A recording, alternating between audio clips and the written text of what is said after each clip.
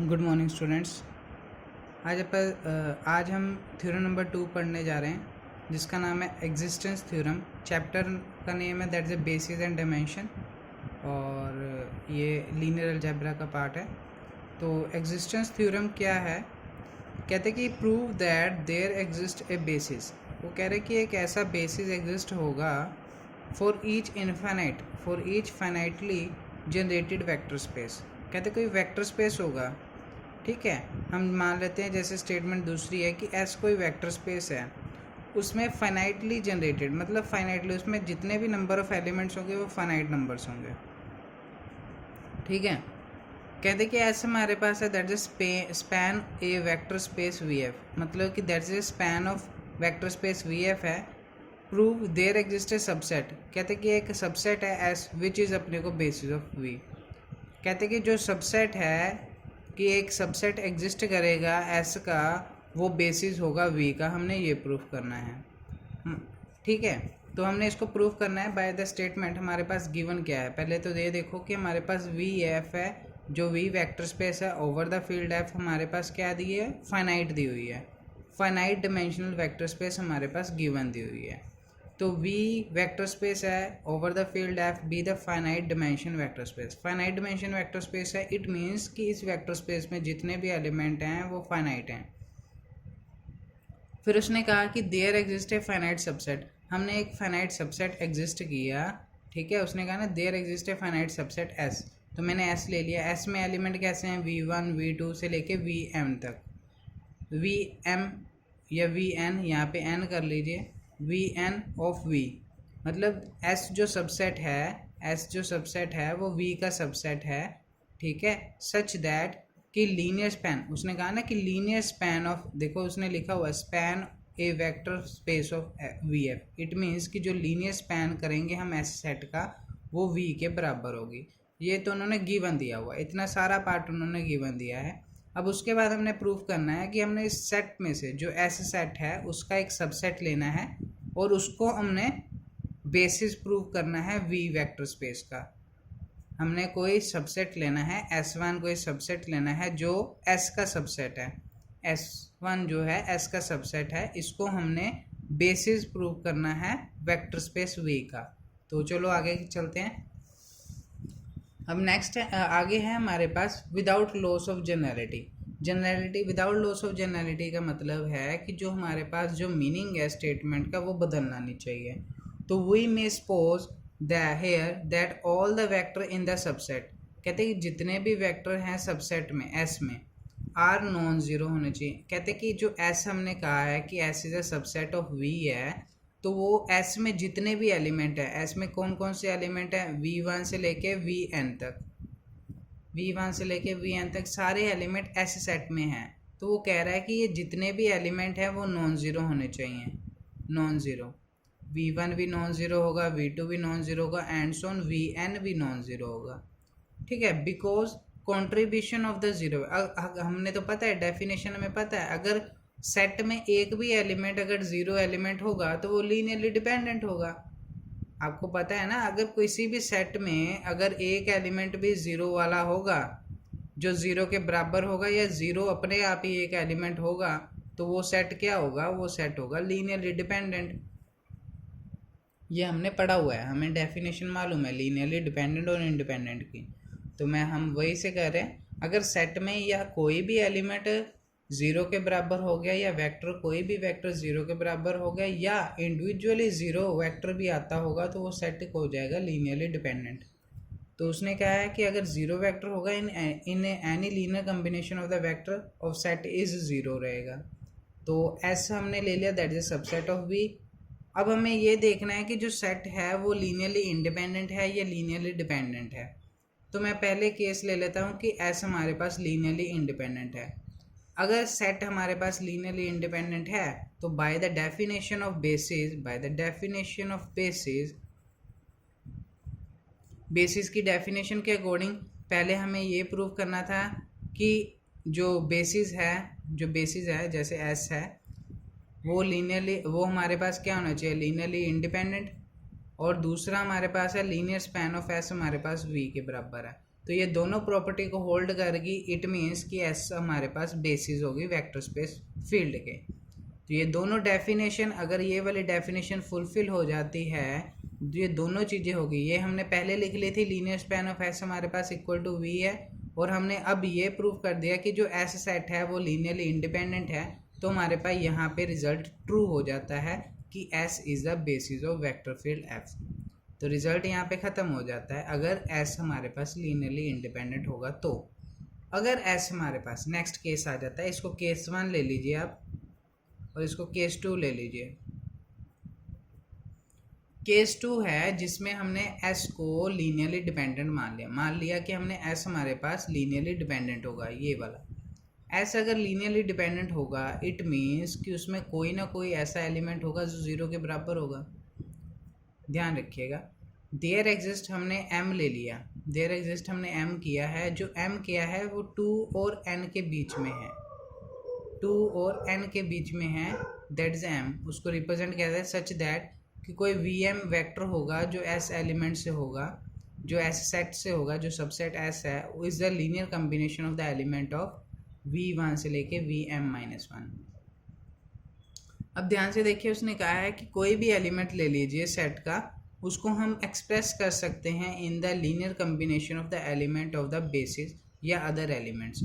तो मैं vm को एक्सप्रेस कर रहा हूँ, दैट इज हमारे पास v1 alpha 1 plus v2 alpha 2 plus and so on vm-1 alpha m-1। तो मैंने इसी को लिख दिया है, that is summation of i1 से लेके m-1 alpha i vi। Alpha i जितने भी हैं वो सारे फील्ड में से लिए गए हैं। तो vm को मैंने एक्सप्रेस कर दिया, that is a linear combination of the element of v1 से लेके vm-1। तो मैं एक सेट कंसीडर कर लेता हूँ। अब ये सेट कंसीडर करने की ज़रूरत क्यों पड़ी है? तो मैंने कहा था, देखिए स्टेटमेंट में, देखिए ध्यान से देखिए स्टेटमेंट में, तो स्टेटमेंट में कह रहा है कि there exist a subset of S, कहते एस का एक सबसेट लेना है। मैंने वही बताया था कि हम S1 लेंगे जो S का सबसेट हो गया, हमने इसको प्रूव करना है बेसिस, हमने इसको बेसिस प्रूव करना है, तो वही हम ले रहे हैं। अब एक सेट ले लेंगे, कंसीडर कर लेंगे, हमारे पास एक सेट है। तो सेट हमारे पास क्या है, S1 है। उस S1 में एलिमेंट कैसे हैं, v1 v2 से vm-1। अब देखो vm वाला एलिमेंट नहीं होगा इस सेट में, vm वाला एलिमेंट नहीं होगा, तो vm-1 तक एलिमेंट होंगे और उसके बाद vm+1 से vn तक होंगे।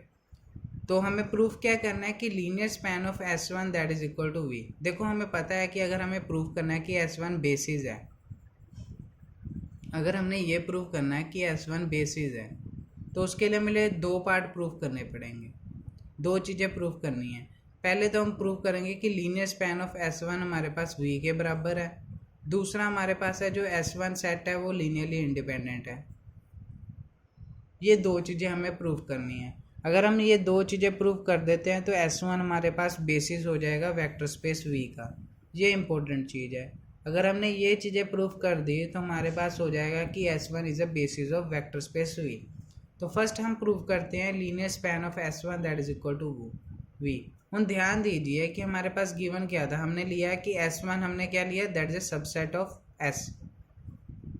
अगर मैं दोनों साइड में लीनियर स्पैन लगा दूंगा तो linear span of S1 is also subset of linear span of S। और हमें पता है कि लीनियर स्पैन ऑफ S किसके बराबर है, V के बराबर है। तो मैं यहाँ पे पुट कर दूंगा, तो इट मीन्स कि L of S1 that is a subset of V, that is a 1 equation. इसको फर्स्ट इक्वेशन मान लेना है आपने, फर्स्ट इक्वेशन मान लोगे। उसके बाद अगर linear span of S subset है V का, तो मैं V का कोई भी एलिमेंट लूँगा, मैंने पढ़ा हुआ है डेफिनेशन, अगर लीनियर स्पैन ऑफ S है is a subset of V है, इट मीन्स कि मैं कोई भी एलिमेंट ले लूँगा वेक्टर स्पेस का, उसको मैं एक्सप्रेस कर सकता हूँ linear combination of the element of the S। Linear combination of the element of V is linear combination of the element of S का। ये ध्यान दीजिए कि मैं ऐसे सेट के जितने भी एलिमेंट हैं उनका लीनियर कम्बिनेशन ले लूँगा। और ऐसे सेट में कौन से एलिमेंट हैं, मैंने पहले ही डिस्क्राइब किया है। ऐसे सेट में एलिमेंट कौन से हैं, v1 से लेके vn तक। ये ध्यान रखना, ऐसे सेट में एलिमेंट कौन से हैं, v1 से लेके vn तक। तो मैं वही v को एक्सप्रेस कर दिया, β1 v1 plus β2 v2 plus and so on βn vn for all the betas जो हमने फील्ड में से लिए हैं। हमने जितने भी स्केलर लेने हैं सारे फील्ड में से लेने हैं। तो अब मैं अगर इसको एक्सप्रेस कर दूं, मतलब थोड़ा एक्सपेंड कर दूं, तो मेरे पास क्या आएगा, β1 v1 plus β2 v2 plus and so on βm-1 vm-1। ये मैं एक्सपेंड क्यों कर रहा हूँ, क्योंकि मैंने उसने S1 में जाना है, मैंने इसको S1 में लेके जाना है, इस करके मैं इसको एक्सपेंड कर रहा हूँ। β v1 plus βv2 plus βm-1 vm-1। अब ध्यान दीजिए इसमें m वाला एलिमेंट भी होगा, βm vm plus βm+1 vm+1 and so on βn vn। अब देखिए कि हमारे पास जो फर्स्ट जो β1 से लेके vm-1 तक, अब देखो vm-1 तक का एलिमेंट मैंने ऐसे लिख लिया, प्लस अब जो बाकी वाले एलिमेंट है उसमें सभी में βm कॉमन है तो कॉमन ले लिया, नहीं सॉरी, vm की जगह मैंने वैल्यू पुट कर दी, vm की वैल्यू पुट कर दी। vm की वैल्यू कौन सी थी, ये वाली वैल्यू थी vm की, जो ये वाली vm की वैल्यू है ये मैंने यहाँ पे पुट कर दी, यहाँ पे पुट कर दी तो समीशन आ गया i1 से लेके m-1 अल्फा i vi, फिर बाकी सारी टर्म ऐसे βm+1 vm+1 and so on βn vn। अगर मैं इसको खोल देता हूँ, इसको मैं एक्सपेंड कर देता हूँ, तो मेरे पास कैसे एलिमेंट आएंगे, α1 v1 α2 v2 plus α3 v3 plus α4 v4 and so on αm-1 vm-1। वही मैंने एक्सपेंड कर दिया, यहाँ पे एक्सपेंड करके मैंने ओपन करनी शुरू कर दी। तो मैंने क्या किया, जो v1 वाले वेक्टर हैं उनको एक साथ कर लिया, v2 वाले वेक्टर उनको एक साथ कर लिया, v3 वाले वेक्टर उनको एक साथ कर लिया, vm-1 वाले वेक्टर उनको एक साथ कर लिया, vm+1 वाले अलग कर दिए, vn वाले कर दिए। अब ध्यान से देखा जाए, अगर ये v के बराबर है, ये v के बराबर ही चल रहा था, ये v के बराबर है, इसको मैंने एक्सप्रेस कर दिया इन द लीनियर कम्बिनेशन। अब देखो लीनियर कम्बिनेशन, ये भी स्केलर है, ये भी स्केलर है, ये भी स्केलर है, तो स्केलर का प्रोडक्ट करोगे ऐड करोगे वो भी स्केलर होगा। इस करके इसका ये नहीं कहना कि ये स्केलर नहीं बनेगी, कोई भी स्केलर है अगर उन दोनों को मल्टीप्लाई करके ऐड कर दोगे तो वो स्केलर ही रहेगी। ध्यान से देखिए कि हमने v को एक्सप्रेस कर दिया in the form of v1 v2 v3 से लेके vm-1। और अब देखिए इसमें vm वाला पार्ट नहीं है, vm वाला पार्ट नहीं है। अगर vm वाला पार्ट नहीं है तो ये कौन से एलिमेंट बन गए, वो S1 के सेट के एलिमेंट बन गए। ध्यान दीजिएगा, अगर इसमें vm वाला पार्ट नहीं है तो ये कौन से एलिमेंट का लीनियर कम्बिनेशन बन गया, वो S1 के एलिमेंट का लीनियर कम्बिनेशन बन गया, क्योंकि इसमें भी vm वाला पार्ट नहीं है। तो vm वाला पार्ट नहीं है तो इसमें भी vm वाला पार्ट नहीं है, इसलिए इसकी मैं कह सकता हूँ कि जो v1 से लेके vm-1 और vm+1 से लेके vn तक जितने भी एलिमेंट है वो सारे S1 के हैं। तो v बिलोंग कर गया linear span of the set of S1। अब v अगर लीनियर स्पैन ऑफ S1 से बिलोंग कर गया और ऊपर हमें पता है कि v किसको बिलोंग कर रहा है, v वेक्टर स्पेस को, तो मतलब ये मैं कह सकता हूँ कि v is the subset of linear span of S1। अब ये सेकंड इक्वेशन हो गई और ये फर्स्ट इक्वेशन हो गई, तो ये दोनों आपस में एक दूसरे के सबसेट हैं, तो मैं कह दूंगा कि linear span of S1 is equal to the vector space. Very important theorem है, कर रहे हैं वन बाय वन हम उसको कर रहे हैं। अब उसके बाद केस क्या आता है, ये तो हमारे पास हो गया लीनियरली, अब लीनियर स्पैन ऑफ v के बराबर आ गया। अब आ गया हमारे पास कि जो S1 है वो लीनियरली इंडिपेंडेंट है। अगर हमारे पास S1 लीनियरली इंडिपेंडेंट प्रूफ हो जाता है तो हमने कहना है कि ये जो सेट है S1 है that is the basis of the vector space over the field F। That is a very important part है इसका। तो हमने आगे क्या करना है वही करना है, चेक करते हैं। अब नेक्स्ट हमारे पास केस क्या बनते हैं, अगर इफ़ S1 अगर लीनियरली इंडिपेंडेंट सेट होगा तो हमारे पास दोनों प्रॉपर्टी फुलफिल हो जाएंगी बेसिस की दो डेफिनेशन के अकॉर्डिंग, तो S1 हमारे पास बेसिस हो जाएगा वेक्टर फील्ड F का, तो हमारे पास यहाँ पे थ्योरम कंप्लीट हो जाएगी। अगर हमारे पास S1 लीनियरली इंडिपेंडेंट सेट हो जाता है तो हम फिर से वही वाला प्रोसीजर फॉलो करेंगे जो हमने पिछले पार्ट में किया है। तो हम फिर से एक सबसेट लेंगे, S2 एक लेंगे जिसमें n-2 वेक्टर्स होंगे, उसको प्रूफ करेंगे कि वो लीनियर स्पैन ऑफ S2 होगा वो v के बराबर। फिर उसको चेक करेंगे कि वो लीनियरली इंडिपेंडेंट है, अगर लीनियरली इंडिपेंडेंट है तो S2 हमारे पास बेसिस सेट हो जाएगा। अगर वो लीनियरली इंडिपेंडेंट नहीं हुआ, लीनियरली डिपेंडेंट होगा, फिर रिपीट करेंगे प्रोसीजर, ऐसे ही चलता जाएगा हमारे पास m greater than 2 तक। तो हमारे पास वो सारे सेट आ जाएंगे जो लीनियरली इंडिपेंडेंट है या लीनियरली डिपेंडेंट है, तो हमें लास्ट में आएगा कि linear span of S1 is equal to V के बराबर है। जो S1 अगर V के बराबर है तो S1 हमारे पास लीनियरली इंडिपेंडेंट भी है, तो ये बेसिस हो जाएगा। कहते हैं कि जितना भी हमने रिपीट करना है procedure, we are left with a subset. हमें हमारे पास एक सबसेट बनता जा रहा है। जैसे फर्स्ट केस में S1 बना, फिर S2 बनेगा, फिर S3 बनेगा, S4 बनेगा। वो हमारे पास सारे single non zero which generates a V, they are the हमारे पास। देखो अगर सिंगलटन सेट है, हमें पता है कि कोई भी सिंगलटन सेट है वो नॉन ज़ीरो वेक्टर है, वो हमेशा ही लीनियरली इंडिपेंडेंट होता है। अगर वो सिंगलटन सेट हुआ तो हमेशा ही वो नॉन ज़ीरो वेक्टर होगा, तो नॉन ज़ीरो वेक्टर हमेशा ही लीनियरली इंडिपेंडेंट होता है। तो इससे हमारे सब ये पता लग गया कि अगर वो लीनियरली इंडिपेंडेंट हो गया, इट मीन्स कि वो बेसिस हो जाएगा each finite dimension vector space. तो यहाँ पे हमारे पास थ्योरम कंप्लीट हो जाती है हमारी, जिसको हम कहते हैं existence theorem. That is a very very important theorem, जो आपकी ग्रेजुएशन लेवल पे लीनियर अलजेब्रा में पेपर एग्जाम में भी आते हैं, सभी एग्जाम्स में आती में, ठीक है। अब रीमार्क है, that is a important remark है, जो ऊपर हमने थ्योरम की है वो ट्रू होगी फॉर आर्बिट्री वेक्टर स्पेस के लिए। Each vector space has a basis, हमें पता है कि हर एक वेक्टर स्पेस का अपना बेसिक सेट होता है, ठीक है। However it is a beyond to the scope, ये तो आपका अलग चीज़ है।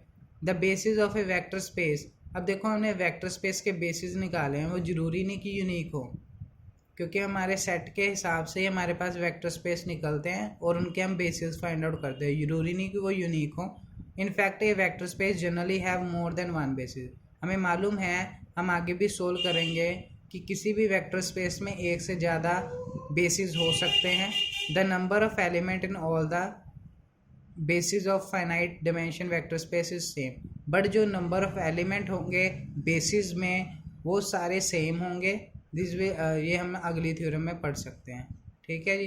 वेरी इंपॉर्टेंट थ्योरम है, आप इसको करिए, ध्यान से करिए, आपको समझ आ जाएगी।